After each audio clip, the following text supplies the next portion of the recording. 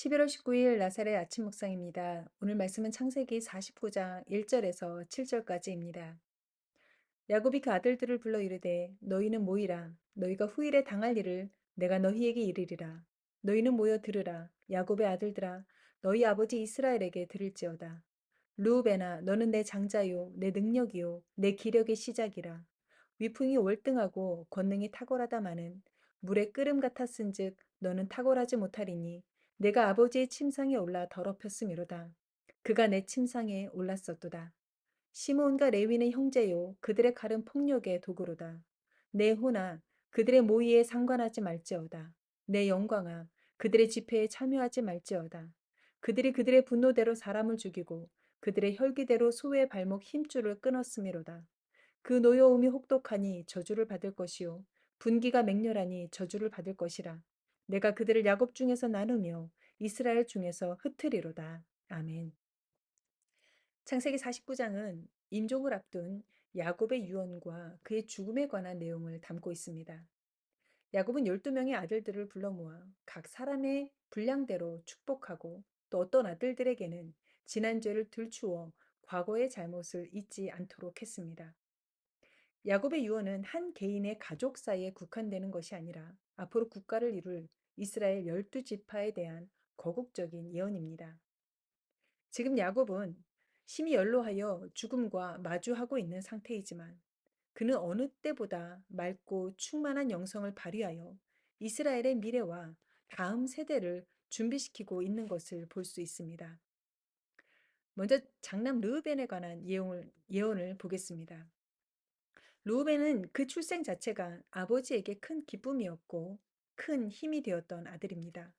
장자로서 갖추어야 할 지도력은 물론이거니와 아버지의 부재 시 그 자리를 대신할 만한 탁월한 능력을 가진 자였습니다. 매우 든든한 장남이었지만 그럼에도 불구하고 아버지의 마지막 결단은 루우벤의 장자권을 박탈하는 것이었습니다. 성경은 그 이유에 대해 루우벤의 성격이 물의 끓음 같다라고 표현하고 있습니다. 즉 거칠고 충동적이며 무엇보다 정욕을 이기지 못하는 사람이었습니다. 자기를 제어하지 못한 결과 서모 빌하를 범했던 사건이 오늘 루우벤의 발목을 잡은 것입니다. 그 일로 아버지 가문의 명예는 실추되었고 어쩌면 형제들도 부도덕한 루우벤을 장자로서 따르거나 그의 권위를 인정하지 않았을 것이 분명합니다. 만약 과거의 야곱이었다면 어땠을까요? 그는 능력과 성과 위주로 사람을 판단하여 루우벤의 장자의 자리를 보장해 주었을 것입니다. 그러나 야곱의 이름이 이스라엘로 불린 그날 이후부터 그는 하나님 앞에서 신실한 사람을 구별할 줄 아는 사람이 되었습니다. 사람을 외모로 취하지 아니하고 중심을 살피며 여호와 하나님을 섬기는 믿음의 분량을 더욱 중요시하는 사람이 된 것입니다. 과거 야곱은 겨우 팥죽 한 그릇에 장자의 명분을 샀던 경험자입니다. 정당하지 못한 방법이었으니 그는 도망자의 삶을 살아야 했고 그 시절의 뼈아픈 기억이 평생 야곱을 따라다녔습니다. 경험치로 보았을 때 장자권의 가치에 대해서 가장 잘 알고 있는 사람은 단연 야곱입니다. 그래서 야곱은 장자의 자리는 그에 대한 가치를 알고 그 무게를 감당할 만한 사람에게 주는 것이 옳다고 여겼습니다. 그 결과 루벤의 장자권은 유다에게로 옮겨졌고 장자가 받아야 할 2배의 상속은 요셉이 받게 되었습니다. 다음은 시므온과 레위입니다. 이들은 레아가 낳은 둘째와 셋째 아들입니다. 야곱의 유일한 딸 디나가 이들과 같은 어머니의 형제이죠.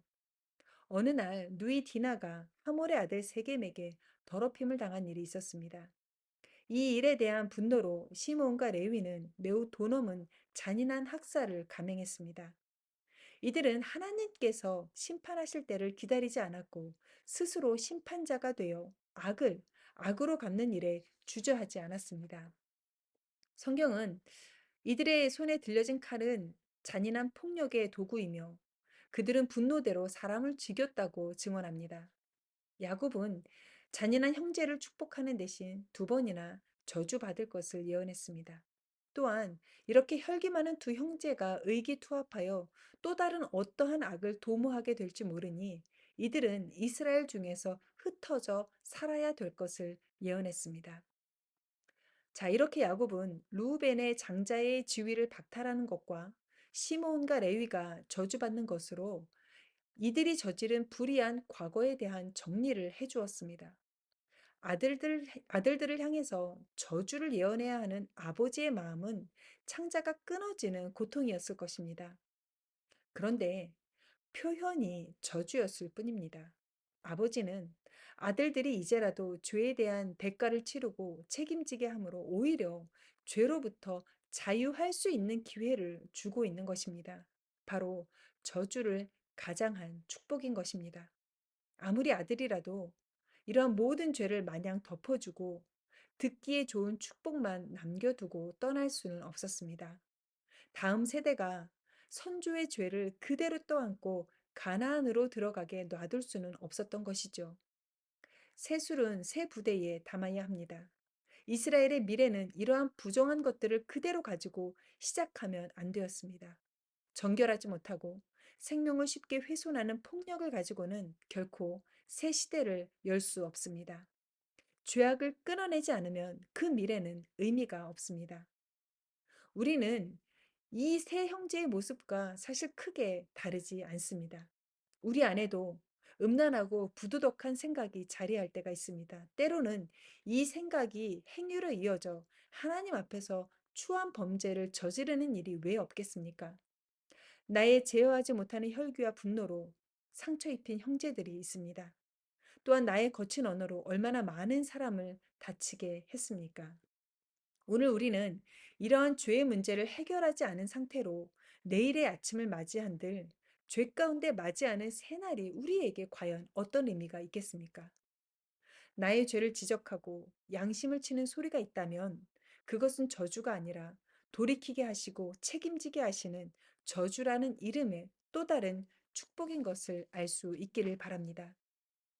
아버지 야곱은 이 땅에서의 마지막 순간까지 아들들의 죄의 문제를 해결해 주는 책임을 다했습니다.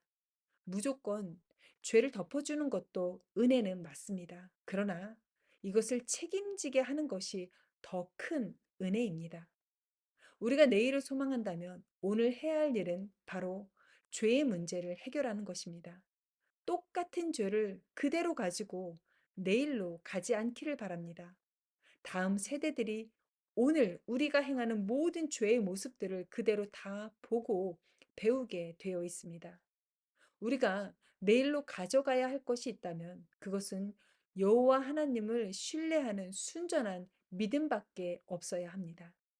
누군가에게는 내일이 없을 수도 있습니다. 그렇다면 오늘 우리가 해야 할 일은 더욱더 분명해집니다. 그 일을 해낼 수 있는 저와 여러분의 거룩한 오늘이 될 수 있기를 주님의 이름으로 부탁을 드립니다. 기도하겠습니다. 하나님, 죄를 깨닫고 죄에 대해 책임지게 하시는 것이 은혜인 줄로 믿습니다. 오늘 우리가 가지고 있는 이 죄를 다음 세대에게 전이되지 않도록 오늘 우리가 회개하게 하시고 해결받게 하여 주옵소서. 그로 인하여 날마다 정결하고 거룩한 삶을 추구하며 그 삶을 살기 위해 애쓰며 살아가는 우리 모두가 되게 하여 주옵소서. 감사드리며 거룩하신 예수님의 이름으로 기도합니다. 아멘.